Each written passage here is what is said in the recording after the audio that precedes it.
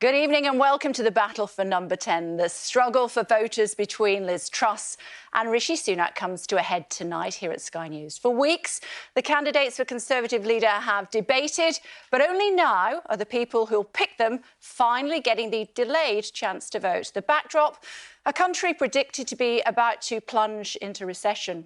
It really is make or break. Tonight, we have more than 60 Conservative members and others in our audience, largely reflecting the demographic makeup of the party. Many of them are still undecided over who to back. In a format that's different and we hope perhaps more illuminating than other events, the two candidates will separately face questions from the audience and then face mine in an extended, in-depth interview. We tossed a coin before we came on air. Who won? Liz Truss won, and she chose to go first. She is with us now. Are you happy with it? Good evening. It's nice to see you. Thank you for joining us. It's great to see you. Are you happy with the format? I'm very happy with the format. Ready for the first question? Yes, excited. Here we go. Let's start with our first question, and that is Diana, who's here on the front row. Good evening, Diana. What's your question for Liz Truss? My question for Liz is, the Bank of England have said that a recession is inevitable. What can you do to mitigate the impact of this? Well, what the Bank of England have said today is, of course, extremely worrying. But it is not inevitable. We can change the outcome and we can make it more likely that the economy grows. And what's important is, first of all, that we need to help people struggling with the cost of living. I would immediately reverse the national insurance increase. I would also have a temporary moratorium on the green energy levy to save people money on fuel bills. But I'd also keep corporation tax low, to make sure that we are attracting investment into our economy and doing all we can to avoid a recession. Because I know what it's like when people lose their jobs, when towns and cities across our country struggle. I don't want our country to go through that. That's why it's so important we keep taxes low and we do all we can to grow the economy by taking advantage of our post-Brexit freedom, unleashing investment, changing things like the procurement rules and doing things differently. But now is the time to be bold, because if we don't act now, we are headed for very, very difficult times. Are you happy with that? I am. That's good to hear. Thank you. OK, anybody else got a follow-up on that one for us? Nobody at this stage. We're just warming you up still, aren't we? OK, well, I've got one. You're confident that you'll be able to avert a recession by the end of the year? Well, what we know at the moment is a recession is predicted by the Bank of England. And what we need to make sure is we're using all the tools at our disposal, keeping taxes low, doing the reforms we need to our economy to get growth going faster, to encourage people to set up businesses, to encourage businesses to invest. And I want us to be on the side of people who work hard, people who do the right thing, people who support their families, people who set up businesses. And that's why it's so important we don't burden them with excess regulation, but that we also keep taxes low. Under the current proposals, our corporation tax would go up to the same level as France and 10 points ahead of Ireland. And I really worry about our capacity to attract that investment into our economy if we do that. Okay. You simply can't tax your way to growth. And I'm afraid the very high taxes we have at the moment, a 70-year high, are likely to lead to a recession. OK. And that's what the Bank of England is predicting. OK, Neha is here. Neha, good evening to you. What's your question for Ms Truss? Hi, Liz. My question is, I'm amongst very few in my age group and ethnicity that are actually members of the Conservative Party. I've been speaking to some of us, and we are afraid that the party has lost credibility. So my question is, how will you repair the damage to the party's reputation? Well, the most important thing is we deliver on the promises we made. We got elected across the country in 2019. Because of our manifesto, we said we'd unleash opportunity, that we would grow the economy, that we would keep taxes low. So we need to deliver on all of those things. We need to deliver on the opportunities of Brexit. And when we promise something, we need to follow through on it. I think that's really important. But I also want the Conservative Party to be a party that reaches out to everybody across the country, gets new people on board, encourages people to join our party, because we've got some fantastically talented MPs, but we need a new generation of members. And I would appoint a really strong party chairman to encourage that to happen. Any clues? I have not. I am definitely, Kay, not being premature. We're still in the middle of a leadership race. And what I'm about is about talking to our party members about my policies for government. But what I can say is I would always make sure I appointed people to my cabinet on the basis of merit and people that get things done, because what people really want us to do is deliver. And we've only got 2 years. It's not a long amount of time, and we need to get started straight away. So I want people from all parts of the party, from all parts of the country, who can really get on and deliver. OK, politicians always say that our party is a broad church, and I always point out to them that people die in Broadchurch. I know. Let's bring it... I know. That K is worse than the earlier pun. That is worse than the earlier pun. We'll keep that between ourselves. Nashava has got a question for us. Hi. Just here. Hi. Good evening, Liz. I'm a medical consultant. I work in a hospital, and I see day in, day out the relentless pressure that our medical staff is having. Now, understaffing is a real issue at this moment in time. If you become the next Prime Minister, how will you solve this? Well, first of all, the NHS has done a fantastic job in COVID, but we are facing a huge backlog, and that is putting huge pressure on. First of all, I'd make sure we're putting the recent funding we allocated, the 13 billion, into social care, because there are many people who are in hospital who ought to be in social care, but there aren't the beds available. So I'd first of all make sure we're investing the money in social care. I'd also support our doctors and nurses more by removing some of the central diktats and also having fewer layers of management. On the campaign trail over the last few weeks, I've met people who face 7 or 8 layers of management above them. And I think that can be quite difficult and quite demotivating. And what we need is more of the empowerment, more of the decisions to be made by people on the front line. There are also a number of other issues we need to look at, like doctors' pensions. I've met a lot of doctors who've gone into retirement because of the specific issues around their pensions. I need to sort that out. And also, there are many doctors who very kindly came out of retirement to help during COVID.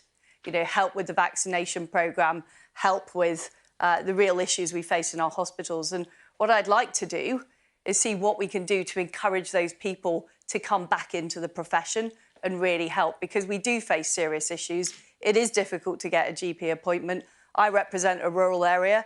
We've got real problems with ambulance waiting times as well. So we need all hands on deck, but I really believe that it's by trusting people on the front line, trusting the professionals more, and making the organisation a really great place to work, that we will actually solve these problems together. Want to come back on that? I will say that I know that people that I work with will be really, really happy if you looked into pension tax, because a lot of people are going into early retirement. Exactly. So I'm sure that will help bring the waiting list down and, you know, help the road for recovery as well. So thank you. Thank you. But we also need to listen to people like you who are actually involved in the health service and listen to your advice. Because what I've heard is lots of areas where we could use our facilities better. So, for example, I met a doctor who told me that he wanted to go in and work at the weekend, use the equipment of the weekend, but actually he'd been banned from more senior people in the organisation from doing that. So there are things like that that I think we can empower people to do things differently and really treat this as a major national programme to deal with the aftermath of COVID. Okay. We were very successful at dealing with COVID, getting the vaccine, rolling out the vaccine, but now we have a major issue with the National Health Service, and we need all of the best brains working on it. Just to clarify, are you suggesting that you should sack layers of management? No, I'm not. What I'm suggesting is that we need to deploy people in the National Health Service better. And what I have heard is that there's been a lot of targets set centrally by the Department of Health and NHS England, and I want things to be decided more locally, so there's less distance between the people making the decisions and the people actually on front line helping the patients. Lots of people want to ask you questions, Ms Truss. I think David from Guildford. David, where are you? Hand up, David. Where is he?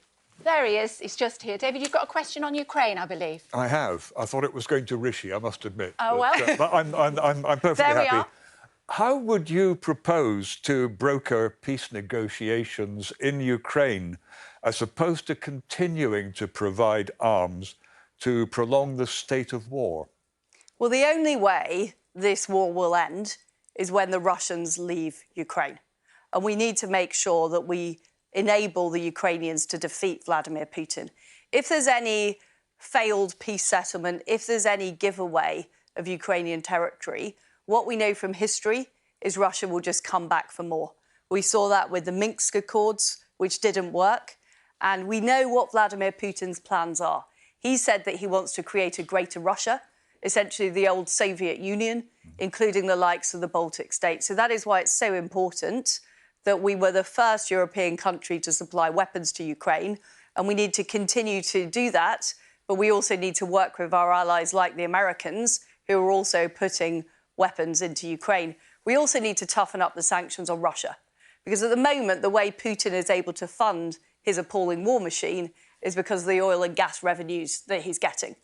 And so that means us finding alternative sources, particularly in the UK. We have the North Sea, we can invest in more nuclear, but it also involves other countries finding alternative sources as well. Because what Putin has done is he's used Europe's dependence on Russian gas to hold the whole continent to ransom. And that is appalling. And we know the end result of what happens when dictators get appeased. Is that every inch of territory that's been taken since 2014? Well, I certainly think it would be wrong for us to give away any territory on behalf of the Ukrainians. Now, of course, President Zelensky, ultimately is the person who has to determine what an eventual peace deal would look like. And he has been very clear that Russia needs to leave the entirety of the Ukrainian territory. But I think it would be completely wrong for the United Kingdom, or indeed any other country, to say Ukraine should give up part of their territory. That would be very wrong. And what I worry is the lesson it would give to aggressors around the world if Russia was seen by saber-rattling, by lining up troops on the border, lining up tanks on the border, then successfully gaining a piece of Ukrainian territory. Sure. What message would that send to others around the world? It would be a terrible message, and the long-term threat to global security would be appalling. David? No, I just wondered if you didn't mention anything about attempting to negotiate or broker some peace deal. We have been involved in working on negotiations with our American, French and German colleagues, and we are providing support to the Ukrainians to do just that. But it is ultimately about what the Ukrainians are willing to negotiate. What I don't want to see is Ukraine be put under any pressure to give up territory for expediency's sake, because I'm saying it simply won't be expedient, because all we'll see is Russia retreat and then come back for more later. And they still haven't given up their ambitions to take the whole of Ukraine. It was a tactical retreat away from Kiev, not a long-term retreat. And we need to be very, very worried about Putin's intentions. It's one of the reasons, by the way, that I favour raising our defence spending to 3% of GDP over the next decade. Still got lots of questions to get through. Sorry. So if I may, no, not at all. I want to bring in our next question, which is about housing. And it's from Jude from Chippenham. And I've wanted to say this all evening. Hey, Jude. Hey, Kate, thank you very much. Hello, Foreign Secretary. I've recently graduated and will be moving to London to start a new job as a commercial lawyer. When I made the decision, I thought, perhaps naively, that it would make sense to buy somewhere in London rather than rent. But that was before I saw the cost of a deposit on a starter home. How will you solve the housing crisis and make it easier for young people to own their own home? Jude, I think it's incredibly important that we help more people get on the housing ladder. It is a problem that this generation of young people end up buying houses much later in their lives than previous generations. But the way to do it is not the system we have at the moment, which is Soviet-style top-down housing targets, which simply cause huge concern and don't actually deliver the results we want. And before I became an MP, I was a councillor. I sat on a planning committee. It was hours of my life I'll never get back because we didn't have any control over what happened. Everything got overruled by the planning inspectorate in Bristol. So what I want is a much more localised system of planning. So in London, for example, I think there's more opportunity to build up in London, to build more higher storey buildings. I think in other parts of the country, What we need is more investment zones where we have industry developed alongside homes, alongside infrastructure, and that can be determined by local people. But the one-size-fits-all planning system we have at the moment simply doesn't work. The other thing I do to help you specifically is when somebody does rent, they should be able to use their rental history towards getting a mortgage for their home. And that will help people who are long-term renters get onto the housing ladder. OK, just want to share this quote with you that you, I think it was 3 years ago, perhaps a little bit longer. We need to build 1 million homes on the London Green Belt, near railway stations and around other growing cities, specifically to allow the under 40s to be able to own their own homes. Do you still want to build 1 million homes on Green Belt and the like? So what I don't want to do, Kay, is build it on the Green Belt. Because I do think, well, I've changed my view on that. I'm still very keen for the under 40s to be able to own their own homes. But what I've seen is that the way these top-down targets have resulted in having the opposite effect of getting the homes built. And I'm now of the view that what we need to do is have incentives to get local councils to set up investment zones and do things differently, because the current system isn't working. OK, so you've changed your mind on that one. Jill from Tunbridge Wells. Are you angry, Jill? Just a bit. Well, disgusted. Hi, Liz. Hi. How important is it to balance the books? So the answer is, it is important over the long term to make sure that the private sector is growing faster than the public sector and we are able to generate the revenues for our economy and also be able to pay for our public services. But it isn't right to try and balance the books straight away when we've had a major global crisis like COVID, and every single country in the world has built up debts from that crisis. And in fact, we have lower levels of debt than most of the G7 countries. So I think trying to balance the books prematurely is actually counterproductive, because if you put up taxes and you stop businesses forming, you stop new investment and you stop economic growth, you're less likely to be able to pay down the debt over the longer term. Happy with that? No. Doesn't look as though you No, are. not So what's your follow-up question on that one? Liz, I do not want to see my children and my grandchildren encumbered with huge debt at a time of rising interest rates, Bank of England today, and at a time of high inflation. The one thing Margaret Thatcher believed in was sound money. This is not sound economics. And the whole business about economic growth, tax cuts do not necessarily produce economic growth. If you look at Germany, for example, it has much higher corporation tax than we have. And indeed, even with the rises that are in the pipeline. And yet their economy is not tanking in the way that ours is tanking. So I think this question of balancing the books is really fundamental. Sound bites or sound economics? Well, we have lower levels of debt than countries like the US, Canada and Japan.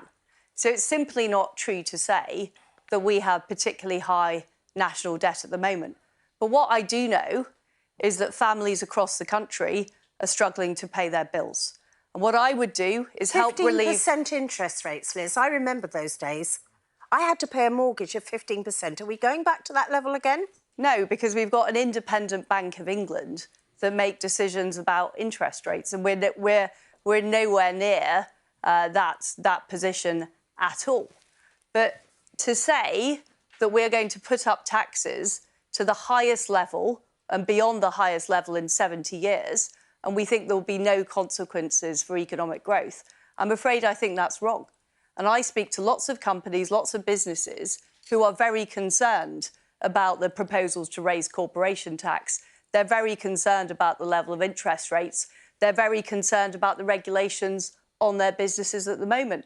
The fact is that Britain has got less competitive relative to other countries. Under these corporation tax proposals, we would have corporation tax that is 10 points higher than Ireland, and it will make us less competitive. And Germany? And you don't get... Germany? Well, Germany has a very, very different economic system from the UK. OK. We've got time for one more question. Tom from Gateshead. Where's Tom? We'll come back to other questions. Tom, hi, sorry. Hi, thanks very much. Liz, why did you announce a well-researched and fully costed policy in which you openly said you valued the work of teachers, nurses and police officers in Newcastle, where I work, less than you value those in Guildford, for example. We're having this election because of poor judgment and trust. Why should we trust your judgment? Well, the reason that I immediately decided not to pursue that policy is it was being misinterpreted, in fact, in exactly the way you said, because it wasn't about teachers or nurses or doctors. And immediately, as there were concerns expressed about this policy, I said we're not going ahead with it. And I do think in politics, there are times when you have to make judgments about what is right and you have to be honest with the public. And I was very honest about the situation. It wasn't a core part of my policy plank, but I'd rather be upfront and if there's a problem, make a decision and deal with it straight away. And I think you can see in my time as Foreign Secretary, in my time as Trade Secretary, I've been completely upfront about everything I've done. I've explained why I've done it. I've explained when there is a change, why there is a change. And that's the approach I would take as Prime Minister. So the press release didn't say that. It said that it would be, in order to reach the 8.8 billion in savings, that it would be expanded out beyond civil service, beyond the civil service itself. So that's a mistake. Will you apologise? Because it was actually quite offensive. Well, I have been very clear that I will not go ahead with this policy and that I have made a decision to do that straight away. And I've been upfront about that. Okay. I don't think there is anything to be ashamed of saying publicly that this is not working as I wanted it to work, and therefore I have changed the position on it and I'm not going ahead with it. OK, this gentleman had a view on that. Just wait for your microphone, sir. Can we just get a microphone down here? Thank you. You were shaking your head, sir. I did, yeah. I hate this apologise, you know, for everything that you might have said. I just really don't understand it. The opposition are always asking other politicians to apologise for what they may or may not have done. And it really doesn't sit well with me. When somebody's asking for your vote, you don't expect to be offended? Well, simple as that. What's that supposed to mean? But you know, I won't intrude on this. My point but, you know, was, you shouldn't have done. We are going into very, very difficult times as a country. Yeah. And we've just talked about that. And we need somebody leading this country who is prepared to make decisions, who is prepared to deal with issues as they arise, and is prepared to be upfront with the public. And I think I've demonstrated that in everything I've done, in all of the jobs I've held during this campaign. OK, I'll come back to you, Madam, if I may. If you take a seat, please, Ms Truss. It's time for my go. Everybody ready? Here we are. Glass of water. I wanted to pick up, actually, just where we'd left off there on what the gentleman was asking you about on this press release. We just want to bottom it out so we know exactly where we are. You said that public sector pay policy has been misrepresented by the media. Here's the proposal that you released. Introduce regional pay boards, tailoring pay to the cost of living where civil servants actually work, saving up to £8.8 billion per year. So how have we misrepresented you so far? Well, what I am clear about is that policy was not about teachers and doctors. But can I be clear, Kay, that I'm not going ahead with this policy? You can, but you said that you were misrepresented. I'm just clarifying. Because of the concerns that have been expressed. OK. And when something is wrong, to clarify, when there's an issue, I deal with it. OK, but just to clarify whether you were misrepresented or not, you highlighted a very specific saving, £8.8 billion. How did you reach that figure?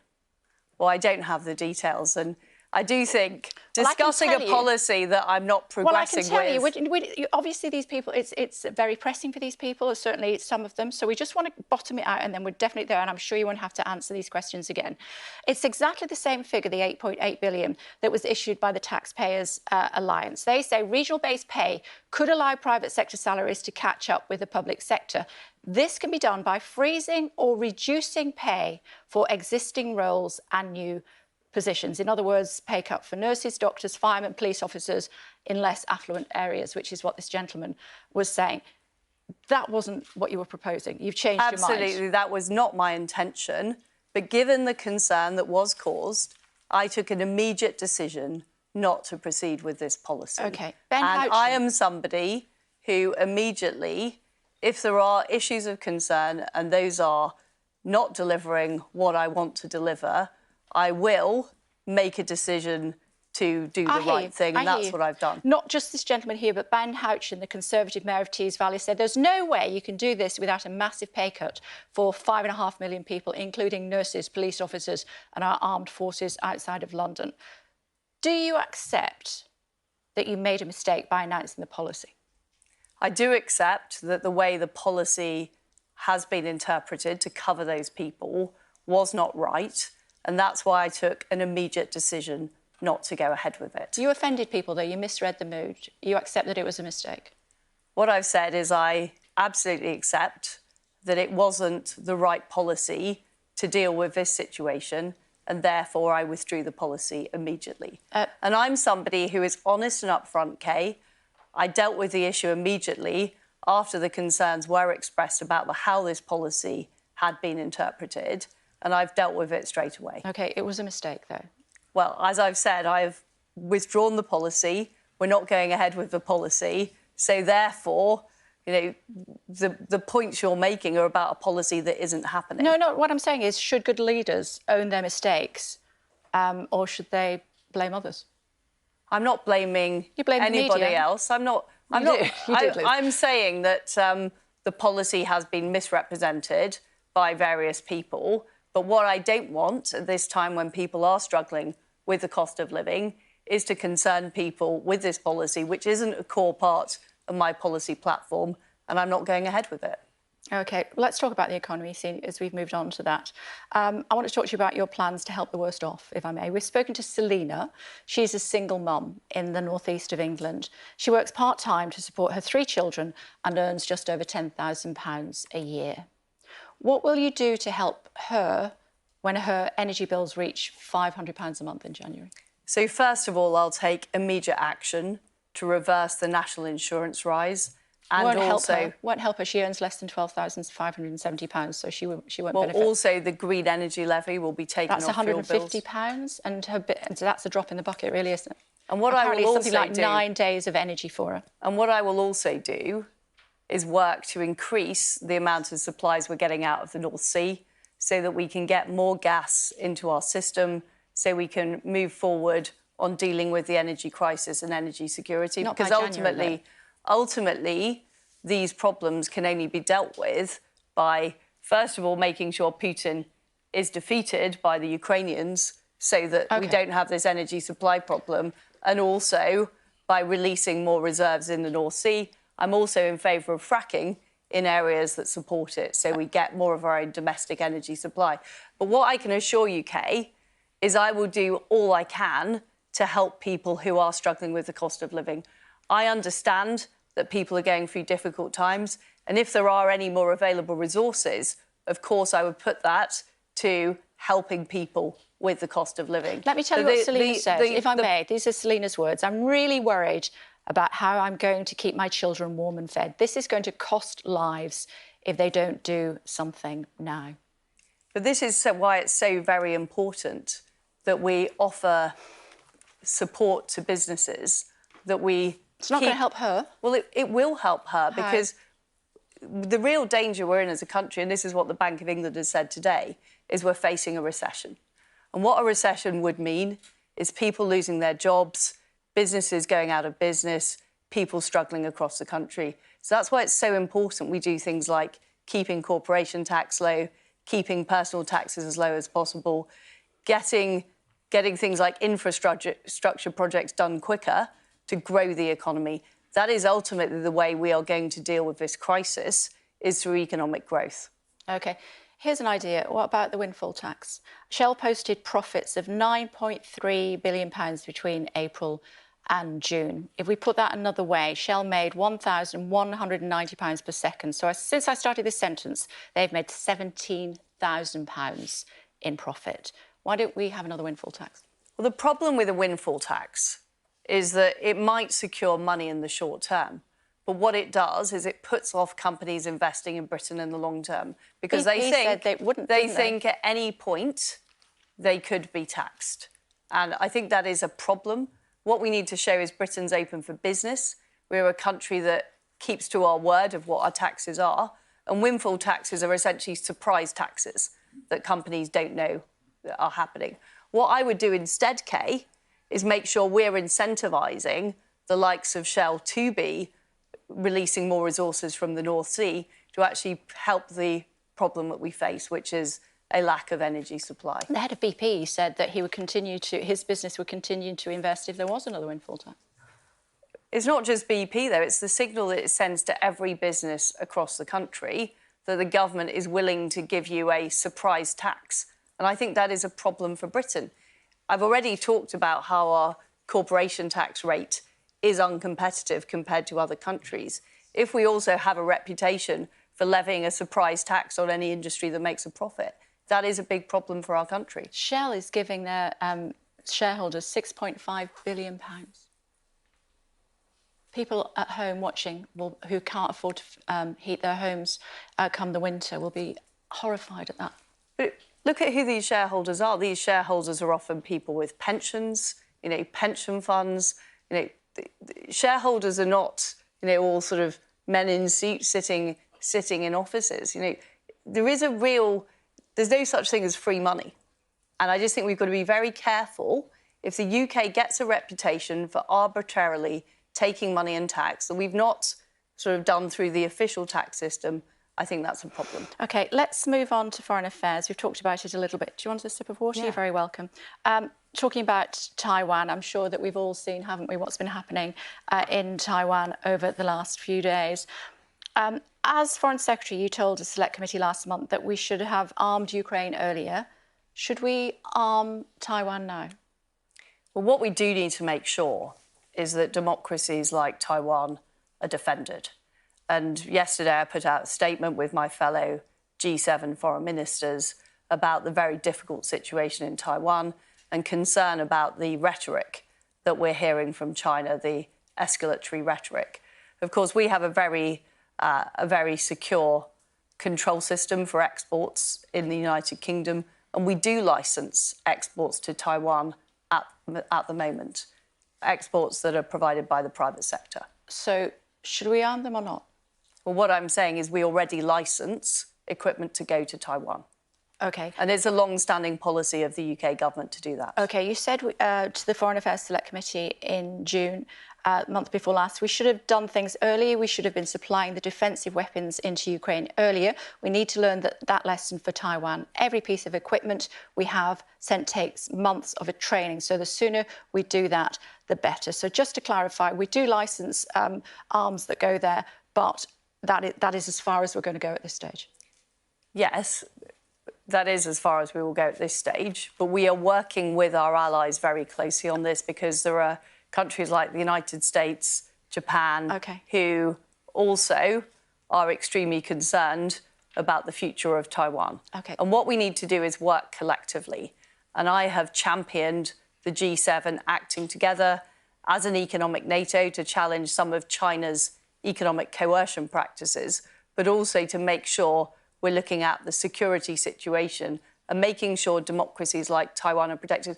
I'm sure you can understand, Kay, that I can't go into every detail of those conversations because I want on to just, TV. Sure. But it's a very important principle that we do not allow aggressors to invade democratic places. We've seen Nancy Pelosi, another strong, influential woman in Taiwan this week. Will you visit Taiwan if you're Prime Minister? We currently have a long-standing... So yes or no question, really? No.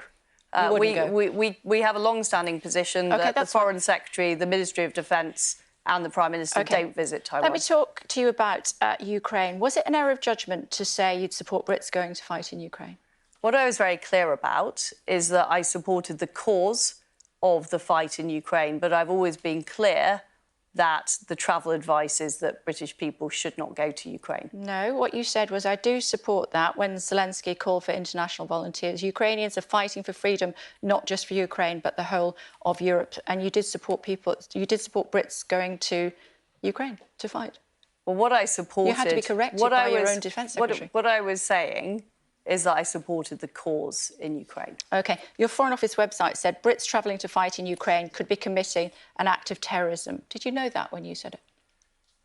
Well, what I've said is that I support the cause in Ukraine, and actually I've done a lot of work to support British citizens who have been detained in Ukraine, who've been there in the long term, and the Foreign Office has provided those people with support. Are you sorry that people misinterpreted what you were saying? Well, what I have said is that the advice was very clear, the travel advice was very clear, and I announced that publicly, that people shouldn't go to Ukraine. But I think what is happening... It wasn't very clear, because we spoke to people in Poland who were going into Ukraine, who were Brits that had crossed the border and were then subsequently going into Ukraine. Well, there have been many British people going into Ukraine during the war, but we are very clear about our travel advice. OK, I've got some quick-fire questions for you, if I may. Here we go. In your first meeting with the Queen, will you apologise for wanting to abolish the monarchy? Well, I've already met the Queen, and she's been far too polite to raise that issue with me, and I will not be raising it with her. OK, but if she did, would you apologise? Well, I was wrong. I was wrong to say what I did at the time. OK. Will you be apologising to the First Minister of Scotland when you see her? No, I won't. What's the naughtiest thing you've ever done? I'm certainly not going to say that on TV. Oh, was it that naughty? Well, my daughters are watching, so I don't want them getting any ideas, Kay. Yeah. Being Prime Minister is the most invasive, exposed period in any politician's life. Is there anything that you feel that you would want to come clean with the audience here in the studio and at home? Because there's no one else listening, so it's all fine. I can just tell. Anything that you need to get off your chest?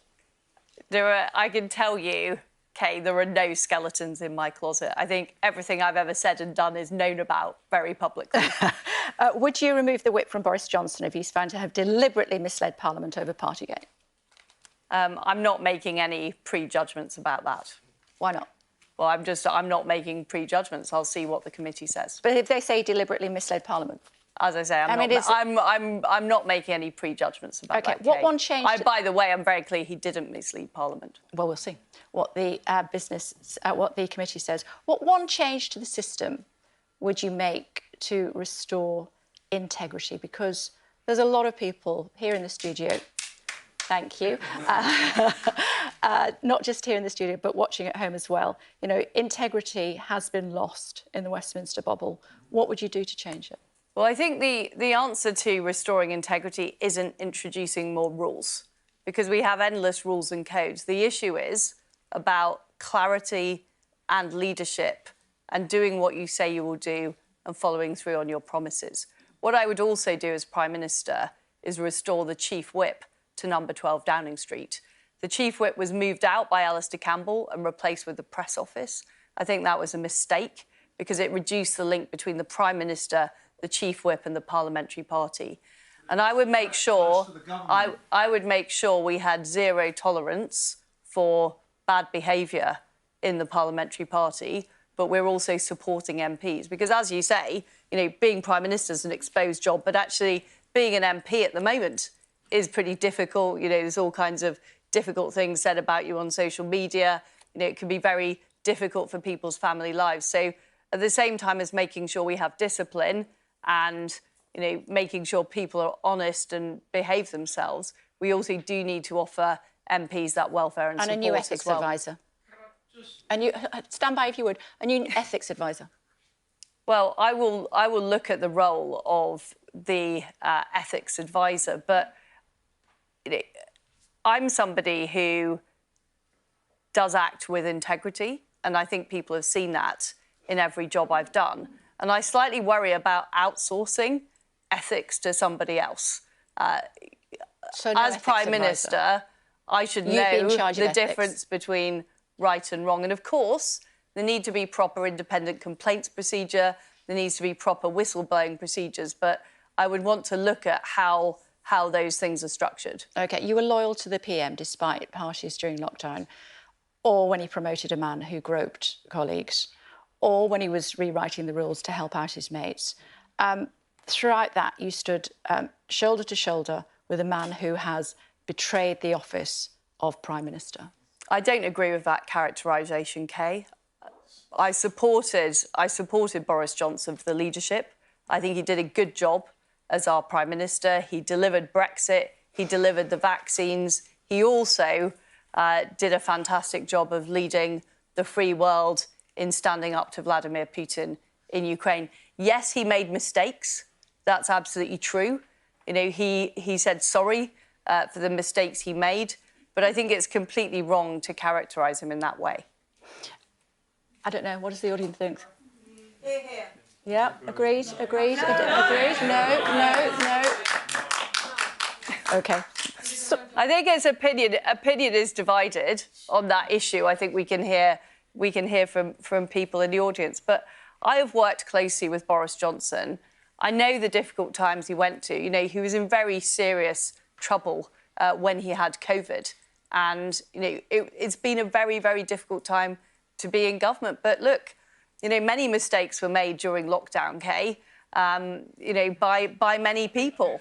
And I just think to sort of say that this was the, you know, crowning problem is not right. Yeah, some in charge of policy, some not. A final question for you just before we let you go. You were a Remainer, and now you're not. You supported Brits to fight in Ukraine, then you didn't.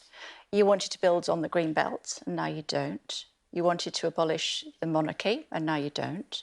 You wanted to arm Taiwan, and now I'm not sure if you're saying whether you do or not. You wanted civil servants... we do provide them with those You wanted to cut civil servants' pay in the regions, and then you said you didn't. Will the real Liz Truss please stand up? OK, I'm somebody who, you know, I didn't come from a traditional Conservative background. My first political experience was going on a CND march with my mother, age 7.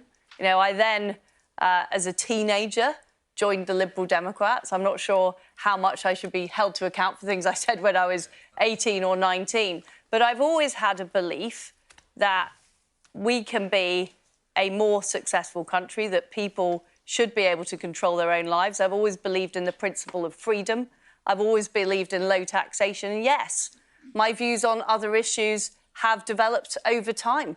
But show me somebody who has the same views at 19 and 49, and I'll show you somebody who's not capable of original thought. So yes, you know, I have, you know, developed my views. I've considered things differently, and I also listen to people. OK. And I think that's important. So what we've been talking about today we have to on give, the policy is I've listened Rishi to the people. same amount of time. I did say, will the real Liz Truss please stand up? You're still sitting down.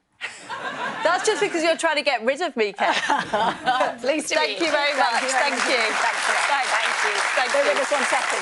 Bear with us 1 second. Thank you. Let's get some reaction from the audience, should we? Gentleman over here, I heard who was shouting out. Gentleman here. Yep, boom. There, sir. Go on. I was going to say, Liz mentioned about nothing in her closet. She mentioned about integrity. Does that mean at some point in the future, if she's proved to have lied about something, she's going to resign? I don't know. What do you think? That's what I wanted to ask her. Who else has got a question? The lady here had her hand up earlier. Yes, madam? I was just wanting to ask if she actually believed that Boris Johnson's actions had damaged the Conservative Party and their chances in the next general election. OK. Great question. Have you obviously mostly are, in fact, all of you are going to be people that will be voting for our next Prime Minister. Have you received your ballot papers yet? No, you still haven't received them. You have one person, but most people haven't. OK. Well, obviously, we're moving on to the next section now of our programme. You'll be able to hear what Mr Sunak thinks, and then we're going to ask you what you think. How does that sound? Ladies and gentlemen, Rishi Sunak. Hi, Kay. Have a seat. Brilliant. So we're going to do exactly the same as we did with Liz Truss. Is that OK? We're going to start with the questions from the audience, and then I've got some questions for you as well, if that's OK. All right. Here we go. Let's go. Let's start our first question with Matthew. Matthew from Kent. There he is in the middle there. Matthew. Good evening. Thanks, Kay. Is there a point that you would stand aside in this campaign, Mr Sunak, given opinion polls are pointing to a dominant Miss Truss win, and also we're seeing daily declarations from big Tory big guns in her favour? Well, thanks for the question, Matthew, and the quick answer is no. And that's because, well, thank you. and you know what? That's because I'm fighting for something I really believe in, and I'm taking my ideas around the country. I'm talking to all of you, our members across the country, about what I think's best for our country at a really difficult time. And I want to have that debate with people because I passionately believe what I'm saying is right. I want to convince as many people of that as possible, and hopefully I can do that with you all tonight. But you talk about big guns. I mean, I've also had, in the MP phase of this, in Parliament, the most number of MPs support me. Not just in the first round, but in every round since. You talk about big guns coming out. I just had Nigel Lawson this morning, Margaret Thatcher's Chancellor, supporting my approach to the economy.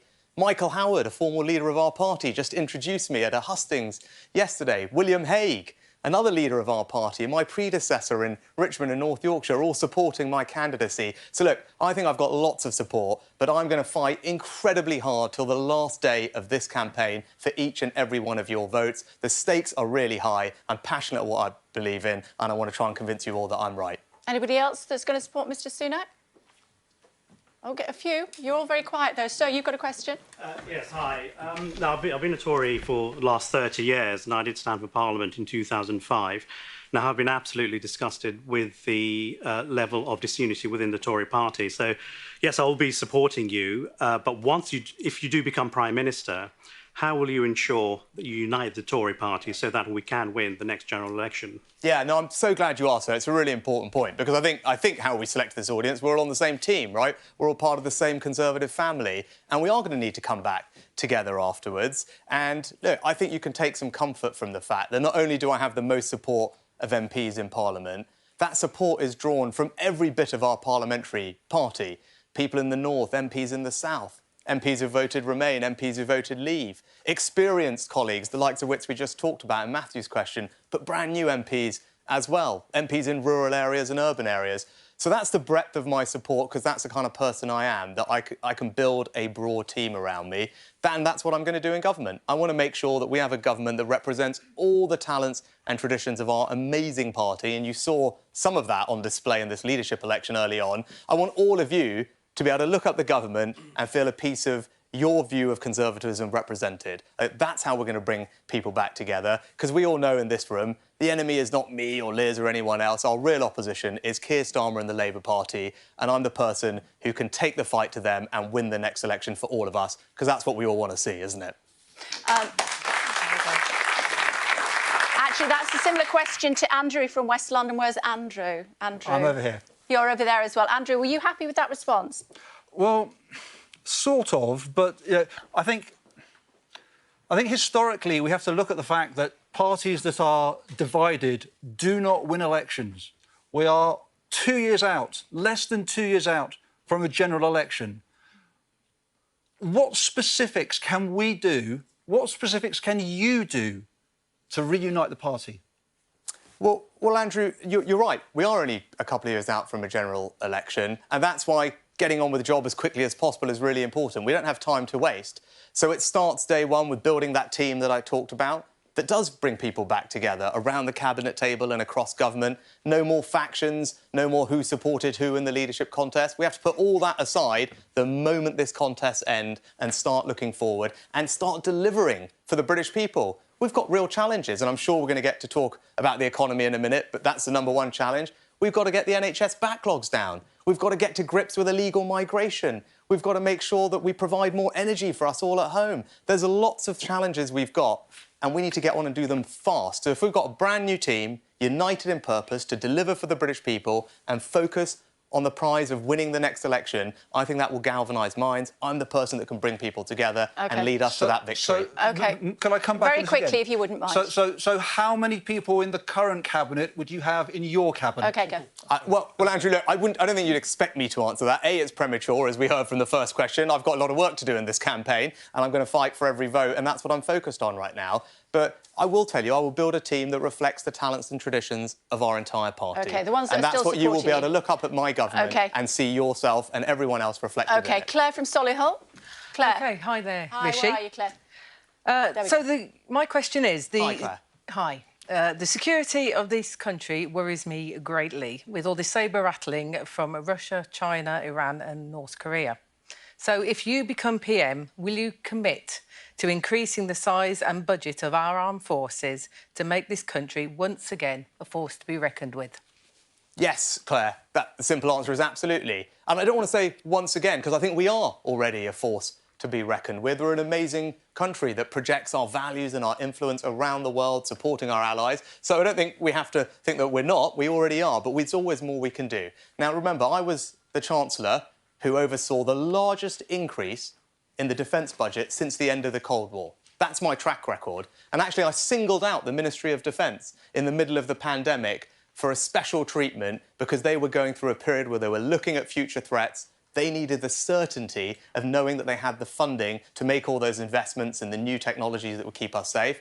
That's why I gave them special treatment. That's not what the Prime Minister said. He said that you had to be... Actually, Ben Wallace said the Prime Minister had to overrule you. No, that's not right. We actually do all these Ben things Wallace together. was wrong. I'm not going to talk ill of any of my colleagues, but ultimately I'm the Chancellor that's responsible for the decisions on how we spend our money, and that's what I did, right? But you don't have to take my word for it there. When it came to Ukraine, what else did we do?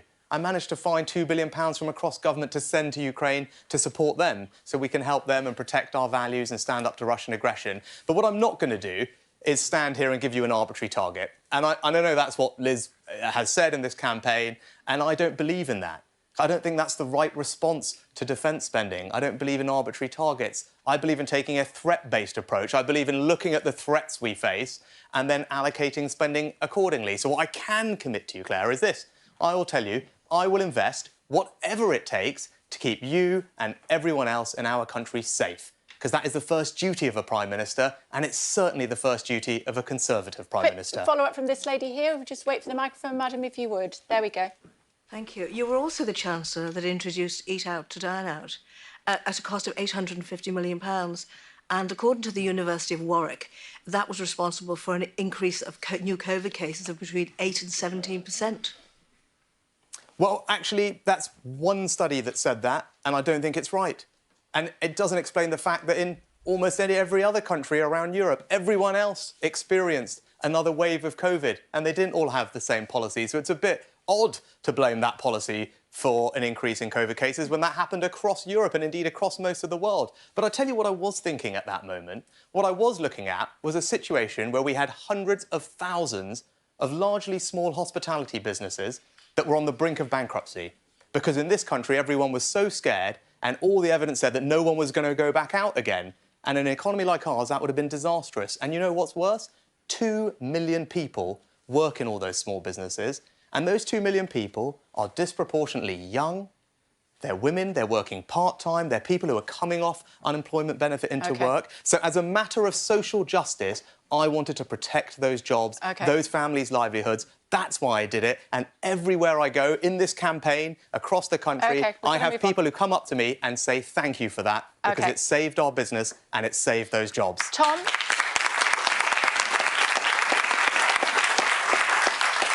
They like that one, Mr Sunak. Tom from Bury St Edmunds. I'm right behind you, Kay. There we go. I'm always behind everybody. That sounded slightly ominous. I'm so sorry. I'm a town councillor for Bury St Edmunds. Oh, brilliant. Thank you. And we lost our Kings Road NHS dentist. They were brilliant. That was in 2018. Now some of us are going around talking like tube stations. Mind the gap, mind the gap. What can be done? It's 2022. We need NHS dentistry because, frankly, a lot of us cannot afford to go private. And we have fantastic private dentists in Bury St Edmunds, but we need our NHS back. What can you do? How soon can you do it? That's the problem. I'm running out of teeth. What happened to your teeth? What happened to your teeth? I lost them. Well, oh, goodness. Yes. You did. We're getting an actual view right now of the camera in your mouth. Yike. Well, actually, it's funny, as I've said, I have 7 fillings, and that's because I drank an enormous amount of Coke when I was a youngster, so I feel your pain. And we do need good dentistry. Yeah. And look, the NHS, first of all, is everyone's #1 public service priority. And I grew up in an NHS household. You may have heard on this campaign, my dad was a GP. He never mentions it. And my mum... just checking, you never know, right? You know, and my mum ran a chemist where I grew up. So I spent my time working in that. I understand how important, especially primary care is.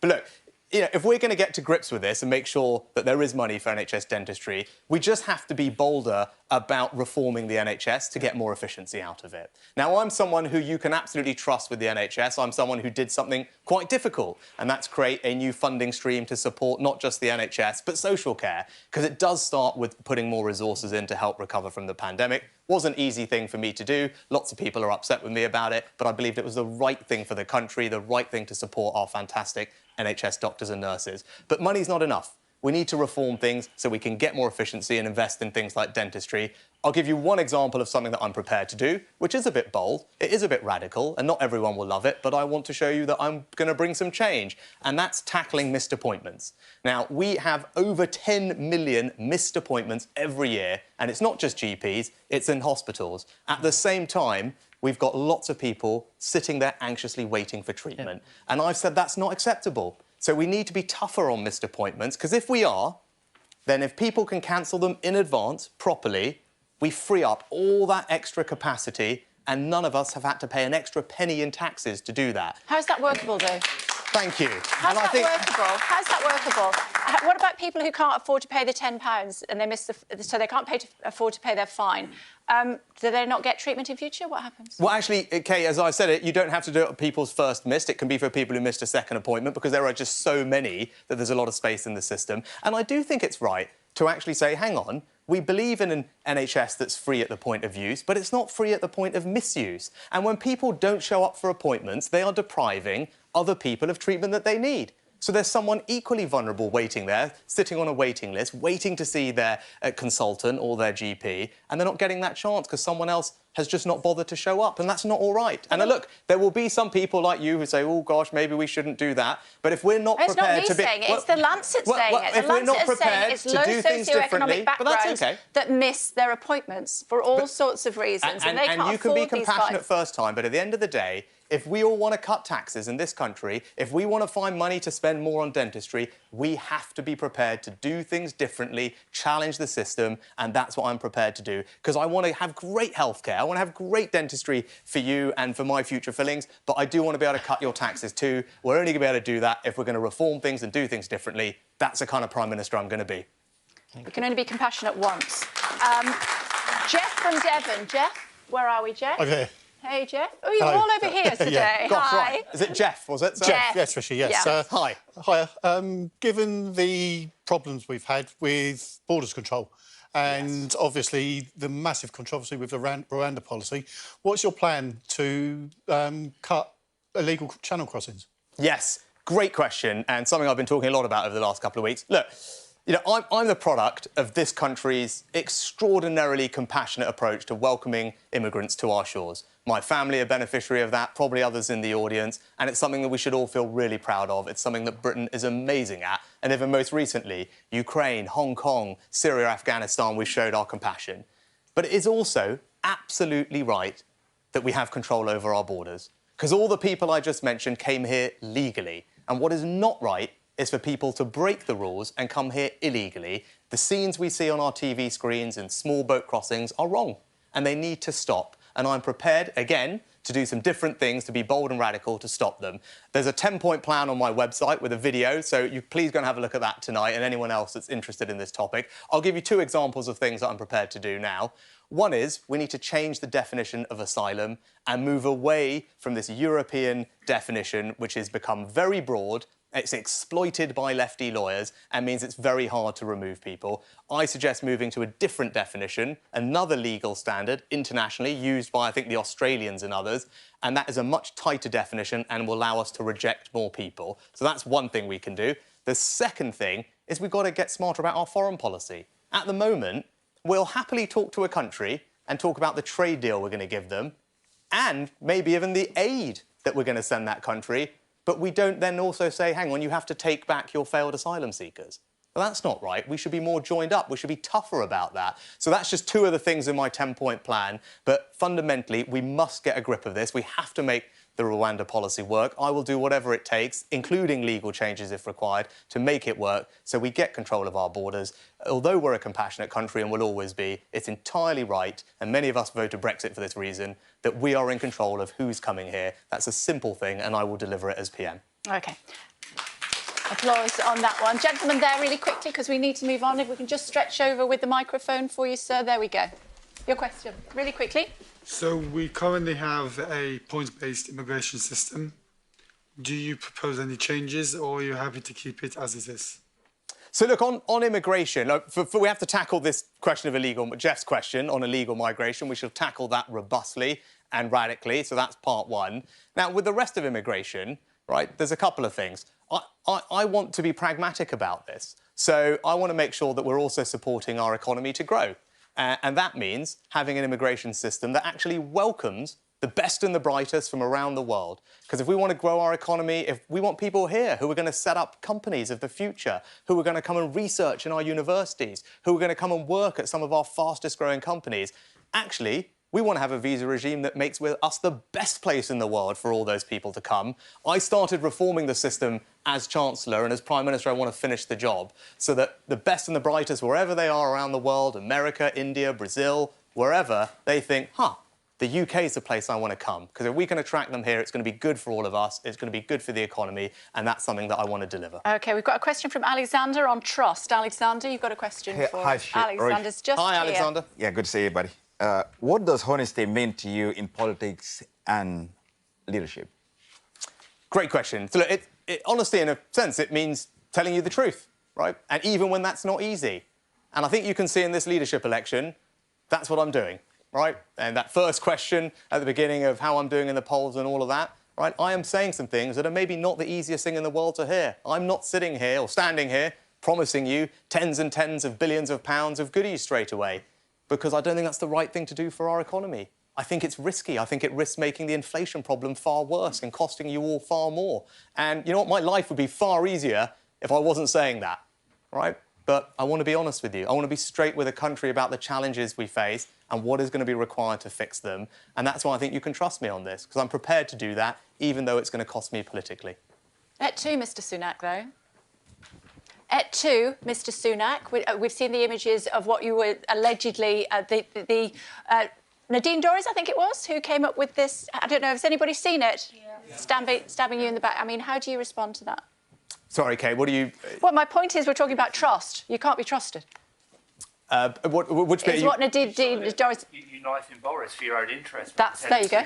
Right, perfect. Right, OK, let's address that. That's actually great that you've raised it. Sorry, what was your name, sir? Stephen. Stephen, right. So, yes, I worked with the Prime Minister for a couple of years, and I'm really proud of the work we achieved together, actually, and I think he deserves enormous credit for what he achieved during that time. And as I said, I'm proud to have been a part of it, and he gave me the job I had, and I'm grateful to him for it. But it got to a point where it was too difficult for me to stay.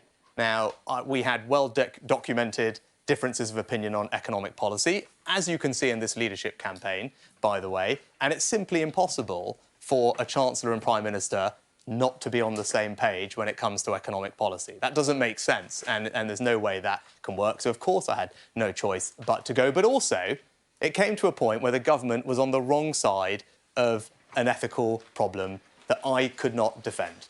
And enough was enough for me. But it wasn't just me, Steve. It was 60 other members of Parliament all left the government at the same time, because for them, enough was enough. Okay. And that's why we're here, because we need to change things. In December last year, did they, Rishi? You've been campaigning for a long time, and it was perfectly timed, a cynical motivation to try and get you into number 10. No, that's just simply not true. So I was due to give a speech with the Prime Minister the next week, and in the conversations about putting that speech together on the economy, it was clear our differences were too big to reconcile. Okay. So that was the reason. Plus, I think let's not look at the bars with rose-tinted spectacles here. Everyone remembers what was going on with Chris Pincher, right? Yeah. That was a serious ethical question that the government was on the wrong side of again, and I couldn't defend it. Maybe you're OK to defend that. I wasn't OK to defend it. 60 other members of the government were not OK to defend it because it was wrong. And that's why we're here, because we need to change things. We need to bring trust and integrity and decency and honesty back into politics. OK. And that's what I want to do as Prime Minister. OK, I'm going to have to brush up on my Shakespearean references, I can tell. Let's bring in David from London, finally. Where are you, David? David's here. Hi, David, go on. Hi, Kay, thank you. David, hi. Good evening, Mr Sunak. How will you balance the need to address the escalating cost of living crisis, particularly for those that are on lower incomes, alongside the need to keep the economy in good order and national debt not spiralling out of control? David, your question is actually the most important one facing the country right now, right? And I'm sure many of you saw what the Bank of England had to say today. And we in the Conservative Party need to get real and fast, because the lights on the economy are flashing red and the root cause is inflation. Now, I'm worried that Liz Truss's plans will make the situation worse. And what I want to do is different. I think the government's #1 priority should be grappling with inflation. That's what I want to do. I also want to help people with the cost of living over the autumn and winter, particularly, as you said, the people who most need our help. And that's what I announced as Chancellor. That's how I acted over the past 2 years. That's what I'll do as your Prime Minister. That's what a Conservative government should do, support those who need our help most at a time of need. But then also, I want to grow the economy. And I want businesses to be producing more. And that's how we're going to not just grow the economy and create jobs, it's how we're going to get inflation down over time. I've got a plan to do all of those things. But it all starts with not making the situation worse. Because if we just put fuel on the fire of this inflation spiral, all of us, all of you, are going to just end up with higher mortgage rates, savings and pensions that are eaten away, and misery for millions. I don't want that to happen, and that's why I am so focused on gripping inflation first. OK, ladies and gentlemen, Mr Sunak, have a seat. Oh, right. Thank you. Need any water? Yes, why not? Right. Excellent. Right, my turn. Here we go. Let's talk about the economy to start with, should we? Today, as was being pointed out, the Bank of England saying that we're going to be in recession before the end of the year, and that's going to last until 2024. People watching at home, and I'm guessing some people here as well, facing months and months of hardship. You've been their Chancellor for the last 2 years. Why on earth should they trust you with the keys of number 10? In fact, because they've seen me as Chancellor over the last couple of years, and I think, actually, Kay, probably the first time people really saw me was that first press conference when there was an enormous amount of anxiety in the country about what was going to happen to people's jobs, their livelihoods, their businesses, and they didn't really know who I was. I'd just been made Chancellor a couple of weeks before. But I stepped up at that moment to act boldly and radically, to design things that had never been done before in this country, like furlough, that ended up protecting over 10 million jobs, saved over 1 million businesses, helped families get through what are 2 very difficult years, and for our economy to emerge at the end of that in far more resilient shape than anyone had anticipated at the beginning. And when I go around the country, people know that that's what I did for them. They're grateful for it, and that's what I want to do as Prime Minister, because right now we face similarly large economic challenges, and it's particularly because of my experience that I'm well placed to deal with them. Nothing you can do about recession, though, is there? Or is there? Of course there is. Of course there is. Back to David's question, the #1 thing we have to do is not make the situation worse. What is causing the recession? Right? As you heard from the Bank of England today, and I think Liz said something before, which I'm just going to correct, it's not the tax burden that is causing the recession. That's simply wrong. What's causing the recession is inflation. Right? That's the root of the problems we have, not just here, but in America and elsewhere. So the way we're going to get through this, first and foremost, is gripping inflation. Now, we will, and I always have stood by people, as you've seen me over the last couple of years, so I will help people get through the autumn and the winter, as I've done before, and then we will make the right reforms to help grow the economy in the long term. And I don't think the corporate tax proposals... So you would come up with more money to help people get through the hardship? Of course I would. Do you know how much? Well, we'll have to see the size of the problem. But look, people can see 13.3% inflation is what's predicted. That's the size of the problem. And I don't want that to be worse. And I don't want it to last longer. So what I'm not going to do is embark on a borrowing spree worth tens of billions of pounds, put that on the country's credit card, ask our kids and our grandkids to pick up the tab, because that's not right, it's not responsible, and it's certainly not Conservative. But you're promising tax cuts without knowing where inflation will be. I'm the one that's not sitting here now, promising tens of billions of pounds of unfunded tax cuts. What you've actually said is no tax cuts until inflation gets under control. What amounts to under control? when it's on a clearly downward trajectory and we have good line of sight that it is returning back to target, right? Okay. Right. But that's why we need to be really careful about policies that will make that worse, right? And look, if that took the first question, I'm behind in this race. No, I'm just a bit confused. So you're saying these income tax cuts might not happen? It depends. You're talking about my longer-term plan? Yes, of course I am. Yeah, my longer-term plan, I'm confident we can deliver it, yes, right? And that was the reason I published that longer-term plan. And that longer-term plan, for those watching, was to, over time, reduce income tax rates in this country, because I believe really strongly in rewarding hard work. Hard work is a value that I think is really important. I think most Conservatives share that view, that hard work is something that should be rewarded. The best way to do that through the tax system is to reduce the rate of income tax. And I wanted to give people a sense of the direction of where I wanted to take the country and the economy. And I want to build an economy where we cut the rates of income tax over time. And we're going to do that not by asking our kids to pick up the bill. We're going to do it by being disciplined on public spending, reforming public services, where you're very comfortable and growing we know the economy. exactly what you think. What we don't probably know about is foreign affairs as much. So let me ask you about energy and food bills and how that relates to foreign affairs potentially. How high do you think that energy and food bills will have to go before we reassess our support for Ukraine? No, I don't think that's how we're going to look at it, actually, because we can make an enormous difference between now and actually next winter in reducing our dependence on Russian energy. So in the short term, of course, we're going to step in, and I want to step in and help people more. I announced enormous support as Chancellor. As Prime Minister, I'll go further because the situation has deteriorated. But what I'm looking to is, by next winter, that we've got through this. And there's lots of things we can do to help us do that. So I'll give a couple of examples, right? So one thing we can do is improve our energy storage, because actually we can import lots of gas in the middle of the year. That takes time, though, doesn't it? No, we can do that relatively quickly, improved energy storage during the middle of the year. But the other thing we can do is energy efficiency. Now, many of you here, many people watching, are living in homes where we can help improve the insulation. Loft insulation, cavity wall insulation, smart temperature controls. Those are relatively small-scale interventions that don't take very long or cost a fortune, and government has got money. But if we turbocharge that programme, we can not only reduce our demand for energy, which improves our energy security, we can also save people up to £300 on their bills. Now, that's the type of thing that we should be doing. So we can continue to support Ukraine as long as we lag our loft, is that what you're saying? We need to be lagging our loft anyway for climate change reasons, right? Because it's good to reduce our long-term demand on energy, right? But what we do want to do is make sure we help people with their bills, and that's a good practical example of something we can do. On the conflict in Ukraine, Boris Johnson has really thrown himself into the cause. I think everybody might agree with that. He's regarded as a hero, apparently, in Ukraine. That's what he tells us. He brandishes his missile launchers. We've seen that. Are you really tough enough to stand up to Vladimir Putin? Well, just think for a moment. How are we currently standing up? This is your hell yeah moment. Yeah. So how are we standing up to Vladimir Putin? Right? How are we actually doing it? We're doing two things. Right? We're sending arms and money to Ukraine, which, as we talked about earlier, I found from elsewhere in government spending so that we could free up that money to send to President Zelensky. But what's the other way we're weakening Russia? We're doing it through economic sanctions. Right? We're not sending our troops into Russia. Right? It's not diplomatic measures that are making a difference, it's economic. What are we doing? We're targeting his companies, their access to global capital markets, his gold trading, his central bank reserves. That's how we're economically turning the screw on Russia. Who do you think put all those things together?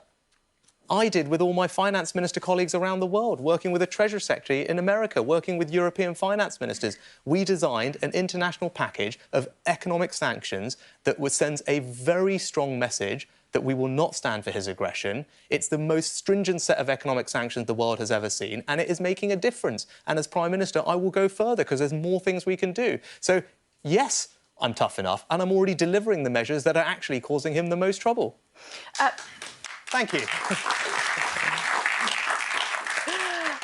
Ben Wallace, as I mentioned before, said that you had to be overruled on defence spending. Priti Patel, the Home Secretary, reportedly said that you objected to the Rwanda plan during a written discussion between the departments. Brandon Lewis, the Northern Ireland Secretary, former Northern Ireland Secretary, has accused you of putting up huge resistance on efforts to override the Northern Ireland Protocol. It looks as though there's a recurring theme there, doesn't there? You say one thing in private and then you say something else for voter consumption. So should we believe them? Or should we believe you? Well, look, when it comes to the Rwanda plan, I do believe in the Rwanda policy, but do I ask tough questions when cabinet ministers come to me and say, oh, look, we like to do this new thing? Yeah, because my job is to make sure that yours and everyone else watching and everyone in this audience's money is spent properly. That's part of my job. I wouldn't be doing my job properly if every time some cabinet minister came to me and said, oh, please, can I have X billion pounds to do this new thing? I don't say, whoa, hang on, let me just check that this actually is going to work. Is it worth us spending taxpayers' money on it? So you think spending £120 million on sending 200 people to Rwanda is good value for money? Yeah, well, it's a pilot, right? So the pilot bit is expensive. So you're asking now exactly the questions I was asking. So if Priti Patel or anyone else is going to say, oh, now I expressed some doubts about it, it was doubts about how we're going to make the policy work. I believe in the policy, but it's not good enough in government to just announce things. Okay. It's not good enough to put out a press release. It's what you need to do is deliver things. And I think what people saw from me during the pandemic as Chancellor, that I could deliver things.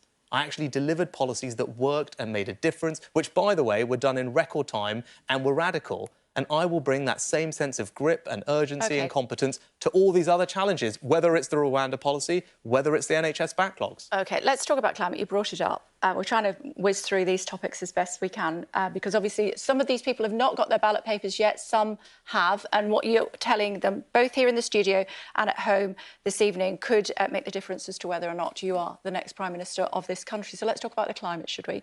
One issue that affects not just our finances, but of course our future, is your green credentials. Can I test them? Sure. Here we go. New coal mines, yes or no? They're local decisions, but I don't think we should be importing coal from other places if we have it at home. OK. What about fracking? Where it has the support of local communities, I'm in favour of it. OK, but we have seen some big issues with fracking, haven't we, particularly in my part of the world, in the northwest of England, where we've seen at least 3 earthquakes that apparently have been caused by fracking.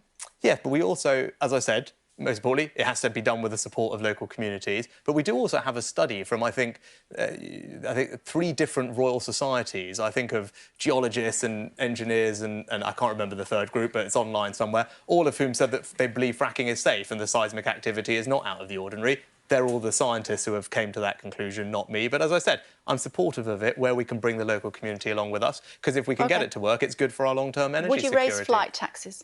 Would I raise? Flight taxes? No. Why not? Well, because as Chancellor, I already made a change to airline taxation. You did. Not very green, though, was it? Yes, it was, actually, because I did 2 things. One is I reversed a European rule that forced us to charge people twice when they flew inside of the United Kingdom on air passenger duty. I didn't think that was right, and after we left the EU, we could say we're not going to do that anymore. If you fly around the UK, because we believe in a United Kingdom, you should only be taxed once. But at the same time, I created a new band. For the longest haul flights, the most polluting flights, we created a brand new band with a higher level of tax. So actually it was balanced, right? So for the people who are flying the farthest with the more emissions, they were going to pay more. For people flying within the United Kingdom, we took an advantage of Brexit Let and me cut ask you taxes about there. onshore wind, yes or no? Because I'm a bit confused on this one. Onshore wind, forgive me, yes or no? No. OK, you've changed your mind? No, I haven't. Last night I was asked a question, I didn't fully understand it and I misspoke, but my position on that is the same as it's been. OK, how are we going to get to net zero by 2050? With innovation. Yeah. Right? And the type of future economy that I want to create is one where this, and we talked about it in the answer to the visas question from someone. OK. If we have an economy where this is the best place in the world for people to create, invent, discover new things, we will get there. And we will get there in a way that lowers people's bills. Now, look, my business background, my experience means I know how to build that type of economy in this country. We've got to rush through this. It's like running that's for a what bus. was important on net zero. Yep, but quick fire. There's an enormous opportunity quick fire questions there. here, if you don't mind. Quick fire questions. Here we go. Do you personally support the 24-week limit on abortion? As a personal thing, yes. I mean, these are personal decisions. They're not government decisions.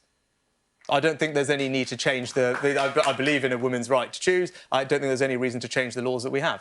Why have you abstained on every major vote on abortion? Probably because I've not been in Parliament on the day. You didn't think it was important enough to be there? Because as Chancellor, I'm often travelling. 2015, apparently. Were you Chancellor in 2015? No, but I mean, these are not free. I mean, I completely agree with our current system of abortion. I don't think it should be changed. Okay. So if the vote, I mean, so that's my general view. That's always been my view. You just haven't been there when the votes have been taking place. Would you fist bump the Saudi leader Mohammed bin Salman as Joe Biden did? I'm probably not a fist-bumping type of person, I think, probably. Would you shake his hand, then? I mean, yes, I would shake his hand. I think I generally... I think you do have to engage with people around the world. I don't think... and they're a country that we have a relationship with. In a video, here it comes, from 2001, you said you didn't have any working-class friends. Have you made any working-class friends since you left university? Yeah, I mean, I think I was a student when I said that. We all say silly things when we're younger. I mean, at the same time, I was, as you know, I was working in my mum's shop. I was out and about, cycling around, running around, delivering medicines to people, all people from all walks of life. But, you know, obviously I was a kid and I said something silly. So you do have working-class friends now? Yeah, I mean, I don't go around asking them what how they define themselves. I mean... I'd rather think we've kind of moved... I think we've moved beyond that as a country, actually. How reassuring. Yeah, I think people are less interested in where you've come from, people are interested in where you're going, and that's the kind of country I want to build, right? Where... Thank you, yeah. Right. Let me ask you the same question that I asked Liz Truss about being Prime Minister being the most invasive, exposed period in any politician's life. Anything you want to tell us about? No. I mean, look, I've had a relatively high-profile job for 2 years, and I think people have seen me in action, and they've seen, A, what I can do, they've seen... And look, much of my personal life has also been talked about earlier this year, and that was an experience that I took, you know, that I learnt from and dealt with. So, yes, I'm used to the scrutiny. Okay. Another simple question. Have you ever benefited financially from the use of tax havens? No. A venture capital firm you co-founded, Telman Partners, was registered in the Cayman Islands. So just to clarify, I personally have absolutely never ever benefited and have paid absolutely full normal taxes wherever I've lived. Did you set up that business? No. OK, so you weren't a co-founder in 2009? Not of the bit in the Cayman Islands that you're referring to. I have nothing to do with. OK. I mean, I happen to work with a company that has multiple offices all around the world, but that's not my responsibility. It was not running the company or setting that up. So you weren't in any way paid by that offshore company? No connections with it? When I was living in America, I paid all my taxes in America, and when I've lived in the UK, I've paid all my taxes in the UK, as completely as anyone else would. OK, the reason I'm asking is that, as you know, as all our audience know, you've had to clarify your wife's non-dom status. You held permanent residency in the United States while you were setting the taxes of British voters, which is what a green card means. You're building a swimming pool at your constituency home while the public pool in Richmond is facing closure after a 400% energy hike. This has all led to a perception problem for you. People feel that you can't walk a mile in their shoes because you're walking in your Prada shoes. What would you say to them? You know, so, look, you know, over the past couple of weeks, right, I've been out and about across the country talking to members of the public, and as I was saying, lots of people have come to talk to me about that press conference and furlough and what difference it made to their lives. Do you know, I was wearing the same suit in that press conference, the same shoes as that I'm wearing now, right? I'm the same person. How much were they worth? Yeah, They're very slick. I'm exactly the same person. Right? I'm the same person that stood there and made sure that we helped the country through a very difficult time. And that's what I'll do as Prime Minister. And I think the British people judge people by their character and by their actions, not by their bank account. Thank you.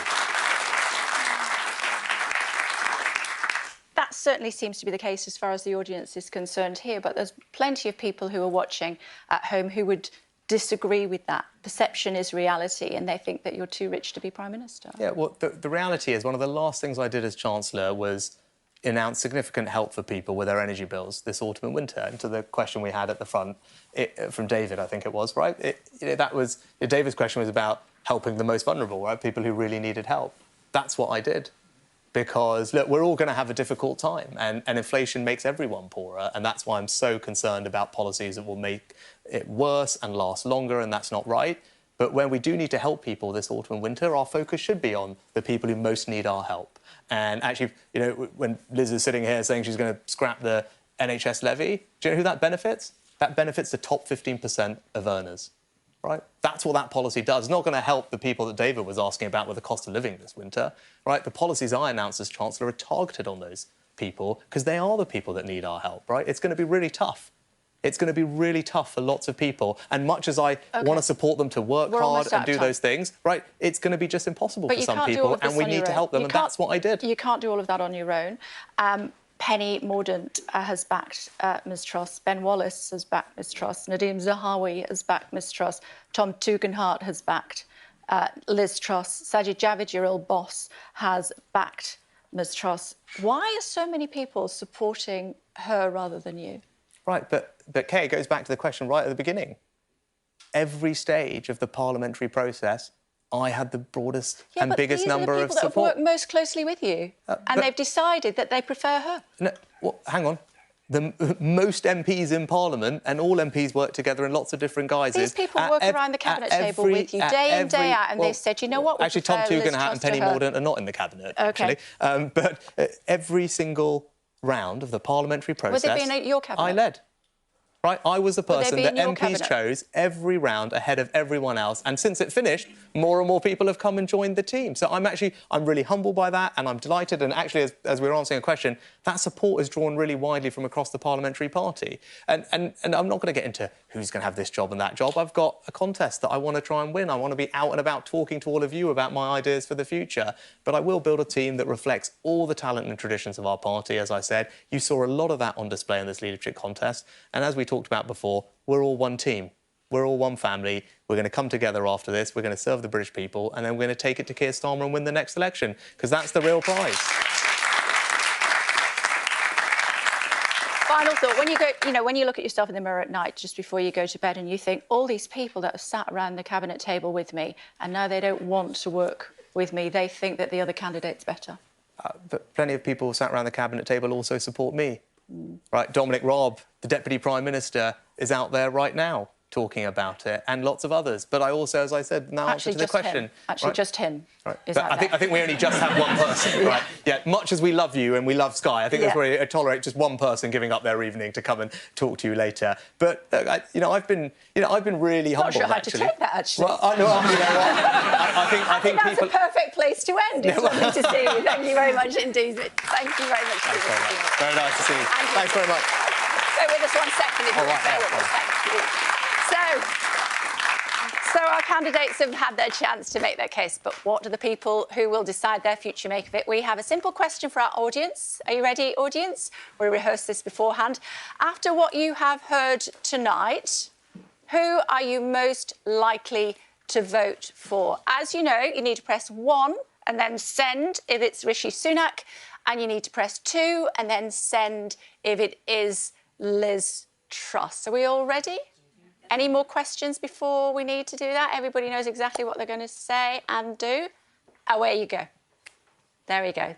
So we have 15 seconds when people were pressing 1 for Rishi Sunak or 2 for Liz Truss, and then pressing send.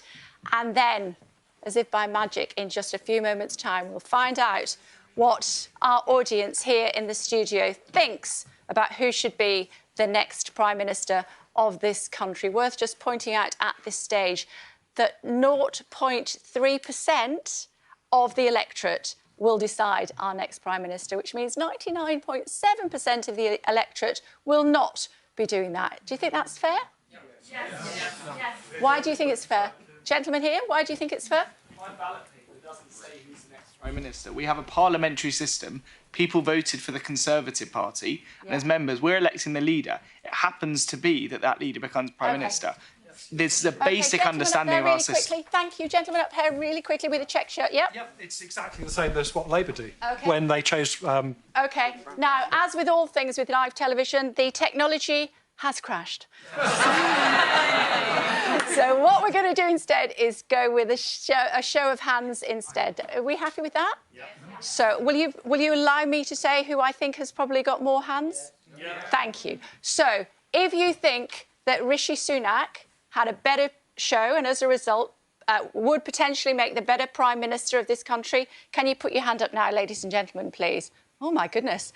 That looks to me like an awful lot for Mr Sunak. Who would prefer Ms Truss as the next Prime Minister? Now, I wasn't expecting that, I have to say, but I think with just keeping your hands up for Ms Truss while we get some more shots just to show people at home, it looks to me as though Mr Sunak convinced you far more than Ms Truss. And I'm sorry, sir, we're almost out of time, and I have had you let you have a couple of goals. I think the only thing that he probably needs to learn from tonight is to read a bit of Shakespeare. I don't know what you think.